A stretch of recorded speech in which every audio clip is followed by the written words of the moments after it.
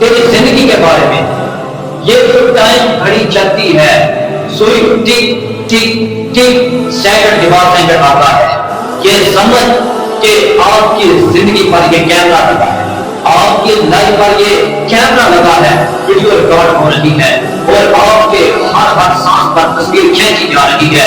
یہ ڈیٹا، یہ ریکارڈ آپ کی زندگی کا بن رہا ہے اور ساری زندگی کا ریکارڈ فرشتے رجسٹروں میں جمع کر کے کل روز قیامت کے دن اللہ کی عدالت میں تجھے کھڑا کر کے رب کے سامنے پیش کرے. اور وہاں جھوٹ بھی نہیں چلے گا. وہاں کیا کہے گا؟ تیرا تو ریکارڈ، تیری ہر چیز بن کے تیرے ہاتھ، تیرے پاؤں، تیرے جسم کے تمام اعضاء تیری گواہی دیں گے کہ اے اللہ یہ وہ تھا. ہاتھ کہیں گے اے اللہ یہ وہ تھا کہ جس نے مجھے گناہ کی طرف دیا.